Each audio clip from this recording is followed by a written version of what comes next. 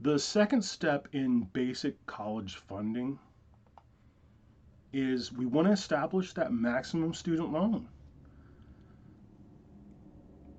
It's very simple but very important to understand this concept. Your total student loans for your undergraduate degree should be less than your first year starting salary.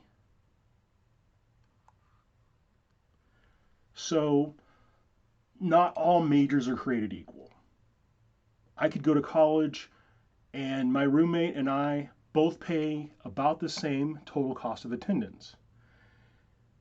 I could be going for primary education and he could be going for computer science. And when we both get out of school, he's going to start making 2 times as much as I am. Right? That's good for him. But that means he can afford 2 or 3 times the amount of student loans that I can, and we came from the same school. I'm not saying don't go into these majors. There are many ways of being compensated for the right career for you. I'm saying don't overpay for a degree that you could get somewhere else. The return on investment, your ability to repay a loan, even to a certain extent, your future happiness is tied to that starting salary compared to how much loans you have. There's just no reason anybody should take on $100,000 in student loans to become an educator. So we want to determine our budget. We want to establish a maximum student loan. Then we can come back and say, okay, now we can start to shop very smart.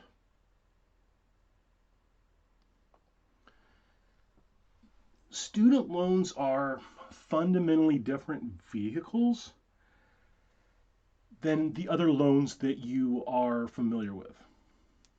They operate differently, they have different rules, there's different levels of protection.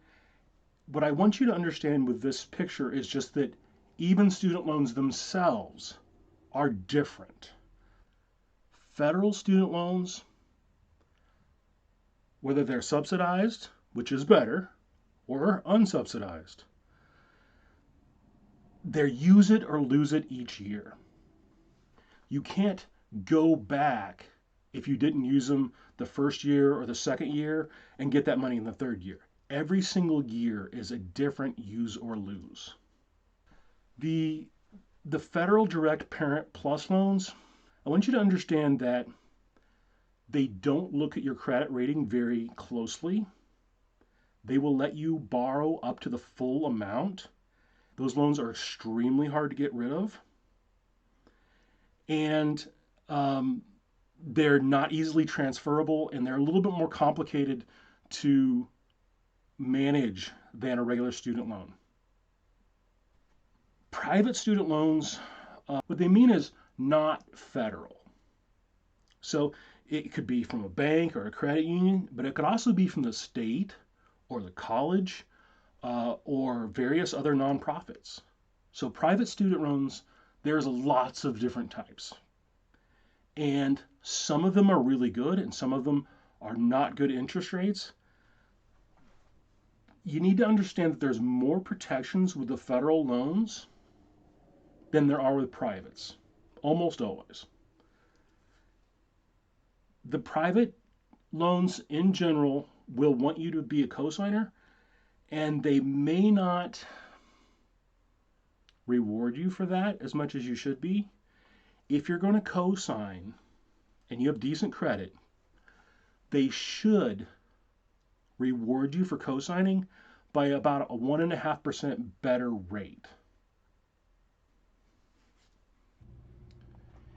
Income share agreements are basically a loan. They do work very different than the other types of loans.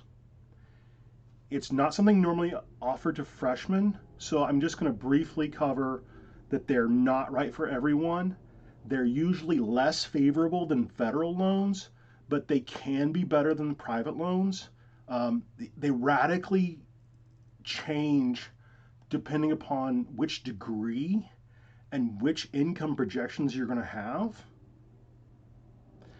And So for foreign students that are not able to get federal loans, but they don't have a credit score yet, this can be a good alternative, right? And there are some instances where someone who is a stay-at-home parent who's planning on doing that after college, or someone who's a social ladder climber, um, it might be appropriate for them. But we really have to do the math for every single student in that very specific situation. It's all financing, right? Whether it's someone giving you a grant or a scholarship or giving you a loan or an income share agreement, which is a contract, we want to stay away, if at all possible, from the highest cost and the least flexible terms, right? So if you get a Pell Grant, take it. If you can get federal direct subsidized loans, take it. The last thing we want to do is use credit cards. Trading future money for now money is, in almost every case, far more efficient than working for the money and then going to school. You can make a lot more money over your lifetime, but we need to be wise about where you go to school, what you go to school for, how much debt you're taking on. This is where somebody says, Daniel, but what about, this is my answer.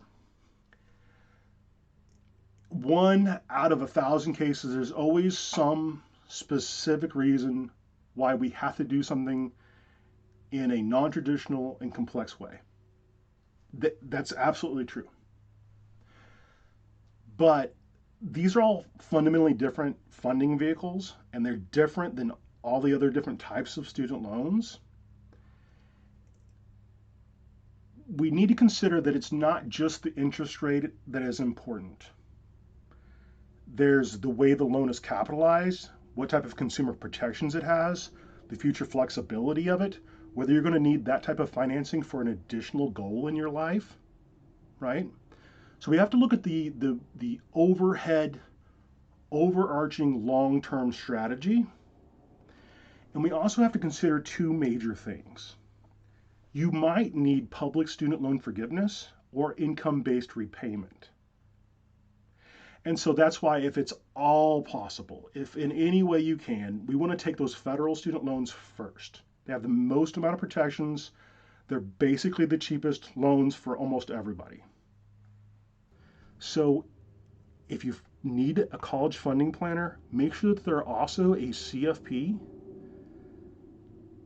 that they're fee only, fiduciary, independent. There's a few rules of thumb that are simply almost always true, right? And that first is the total loans should be less than the starting salary. There are very, very few exceptions to that.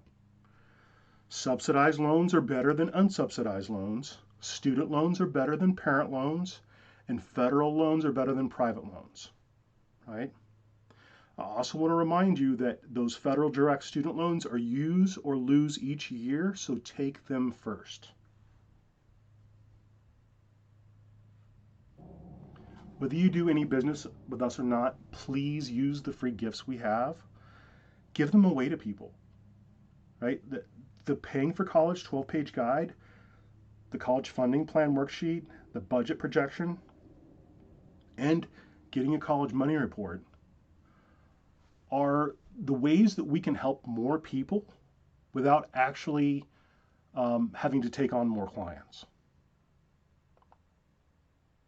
We have prepaid for 400 families to get that free college money report. That one you will have to use, I think, an email address for. If you go to Black Swan CFP, it's right there on the main site. On the mobile, it's in the pull-down menu. Black Swan's a full-service, financial planning-focused family office for family and for business. And I personally love helping people with education planning from cradle to career. So if you do need help, just email.